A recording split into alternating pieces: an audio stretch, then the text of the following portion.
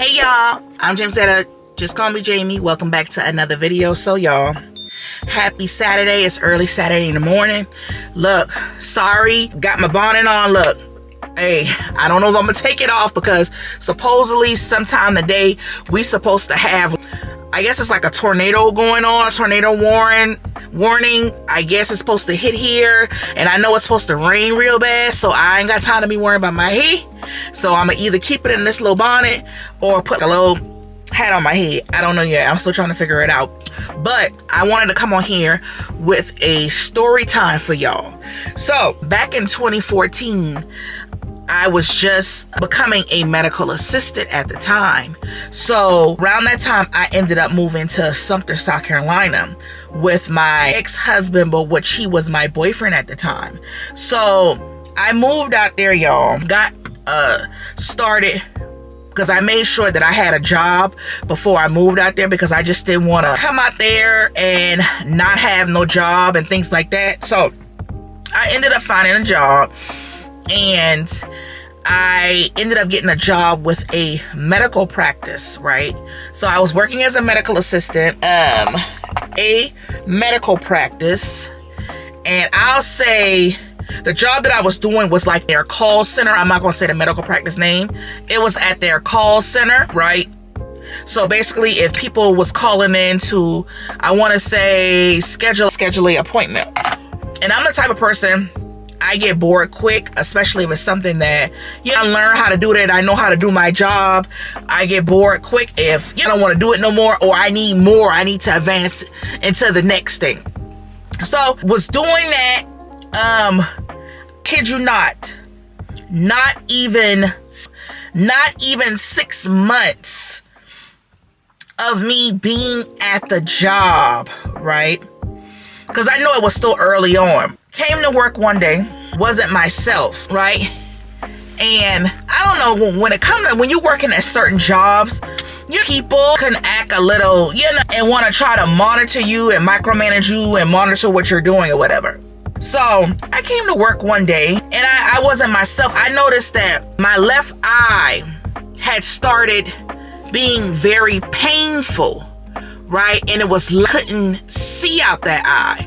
Like I went black. And what I mean by black or dark, when you in a dark room, I'm so dark that you're running into something. You running in it. Because most time when you're in dark rooms, like the house is dark or whatever, you can still kind of see. But sometimes you got that dark that's so dark that you might run into a wall or something like that. That's how my eye had went completely black. I couldn't see out the eye. And my eye was very painful. So I started, let my boss know at the time, can't see out my eye. I started crying because not only I couldn't see out of it, it was painful. So I don't know if they thought I was lying or whatever the case may be. But I had to end up going home because I was like, I can't see out my eye, very painful. And I was crying, so I had to end up going home. So I ended up going to see a optometrist. And if you don't know what an optometrist is, it's the person that, checks you for your eyes, right? But what you fail to realize is an optometrist only can do so much. They have somebody higher than them, which is a ophthalmologist. That's the doctor that they go over the eyes as well. They can, prescribe certain things and stuff like that. So I saw the optometrist, and I was letting her know my symptoms, letting her know what was going on. And she was like, I could see my eye, but she didn't have the tools. And mind you, she was only an optometrist. She didn't have the tools to be able to see behind the eye. See, the ophthalmologist can see behind the eye, and they have the tools for that. So she was like, I'm gonna have to refer you to the ophthalmologist, right? So get to the ophthalmologist. They look at my eye, diagnose my eye, and the lady was like, you need to go, because I was telling her, go to the VA because I'm a veteran. So after she done get my eye out, diagnose my eye, whatever, however she did it, was like, you need to go to the emergency room ASAP and let them know, because they ended up, the ophthalmologist ended up a scan on my eye. So she was like, you need to go to the emergency room ASAP and let them know that they need to check you in, because you're probably going to have to get your medication and you need to go as soon as possible before it gets worse. So went to the VA emergency room. And if you don't know, if you are a veteran, VA can take their time when it comes to certain shit. They just sometimes do veterans all kind of way. You know, we don't serve our country. So had to check in through the emergency room, let them know what the ophthalmologist said, and let them know, hey, the ophthalmologist is like, I have to check in. I need to come here ASAP. And, doctor went ahead and requested a CT of the head. Now, if you don't know what that is, a CT, basically a CT scan of my head, right? So when they got the results back from that, and I was telling them all my symptoms, ended up coming back is I had to get checked into the hospital. And when I say it was a scary experience, y'all, it was a scary experience, because let me tell y'all something. Going blind in your eyes, I wouldn't wish that on my worst enemy. See, it's a privilege to be able to see, okay? If I did not go to the emergency room and let that pass, would be still blind, completely blind. So they ended up checking me into the hospital. Y'all, I was in the hospital a whole week, y'all. Like, different tests ran on me. When I say I was getting so many different tests ran on me, any test you throw out there, I probably got it ran on me, right? So they were checking me for multiple sclerosis, and the way they check you for that is they did like lumbar puncture on me. And if you don't know what a lumbar puncture is, they stick a needle. You have to lay across a table, right? And they lift you up and they stick a needle through your lumbar to pull any fluid up out there. Y'all, when I say that was so uncomfortable, because see, if you move the wrong way, you can get paralyzed. So when I say that was so uncomfortable, y'all, it was so uncomfortable because I felt the needle. Like, I could feel it through your spine. So I was uncomfortable that I almost jumped off the table. And it was like, whoa. So got a lumbar puncture, got different tests ran on me, different doctors coming in to see me. The doctors have like students, and the students, trying to figure out what's going on, or, guinea pig that they get their experience on. All for that to come back and only diagnose me with, and I'm grateful for it, I was diagnosed with optic neuritis. And they couldn't tell me how I got optic neuritis. I didn't get bite by anything. Nobody knows. I didn't get, the only thing I got diagnosed with was the optic neuritis. I didn't have anything else that went wrong.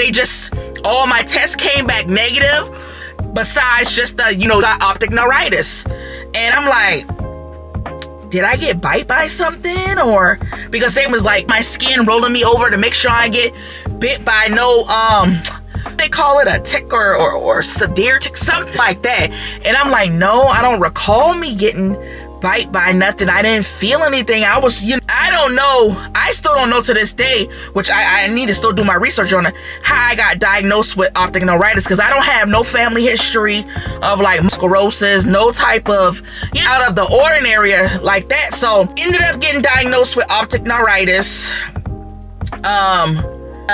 They had to end up doing was pumping me with steroids, a bunch of steroids. Now, mind you, yes, I'm worried about my eye, but it's like I wasn't too worried, because I'm like about the steroids too, because I'm asking them like, hey now, will these steroids make you gain weight? Because with me working in the medical field for over 5 years, I know steroids can make you gain weight. And I had to be on steroids the whole time I was in the hospital, pumping me with steroids. And I can say when they was pumping me with them steroids, the inflammation in my eye, my sight started in my left eye started to come back. Because if you don't know what optic neuritis is, it's inflammation of the eye. So it's basically the optic is the eye, the neuritis is the inflammation of the nerve in the eye. That's what that is.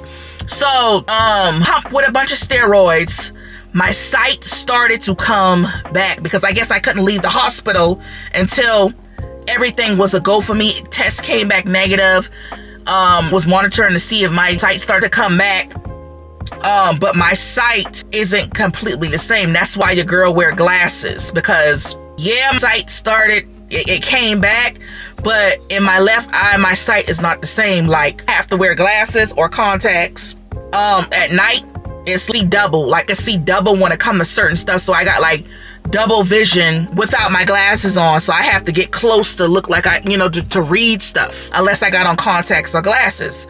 So that's why I always have my glasses on, or if I don't have my glasses, like I say, I got contacts on. But like I said, sight started to come back, inflammation went down, and then that's when I got released in the hospital, from the hospital. But they did tell me, they said, if you had waited any longer, your vision would have been completely gone, and it probably would not have come back. So imagine how hearing that and how that made me feel, because to this day, I'm still trying to figure out, like, how did that happen? And I'm thinking, like, did somebody put something on me? Or did I drink something? Did I get bite by something? Like, maybe this wouldn't have happened if I didn't move out to something, South Carolina. I'm like, this just don't randomly happen to dang on people. That's the first time in my life that something like that happened. And like I say, it's very scary. Like, it's scary. It scared the crap out of me, and I still think about it. Like, still think about it to this day. I'm still traumatized from that. And like, tell y'all, going blind, I wouldn't wish that on my worst enemy. Like, it's a privilege to be able to see, and you got to think about it. Imagine, not being able to see, or you got people who are born without sight. So having sight is a privilege. Yes, things can go wrong, like lose their sight over, born without sight, or people might lose their sight due to trauma like I did. So once you've lost your sight due to trauma, your vision is not the same. It's not the same at all. So you got to think, how that made me feel. And yeah, I don't want to, I hate wearing glasses. It's like I don't have a choice. I can get contacts and stuff like that, but that stuff sometimes get expensive, which I said I'm going to get me some contacts because I like to alternate between my contacts and my glasses. But yeah, it's a very scary experience. So yeah, just wanted to come on here and share my story time with y'all of the time that I went blind, completely blind at that. So yeah, if you enjoyed this video, don't forget to like, comment, and subscribe, and let me know if you want more story times, and I can try to think of some more to give you guys. But yeah, girl about to get out here in Walmart Spark for y'all. So yes, y'all, video coming soon, so be on the lookout for that. But I'll catch y'all guys in the next one. Bye.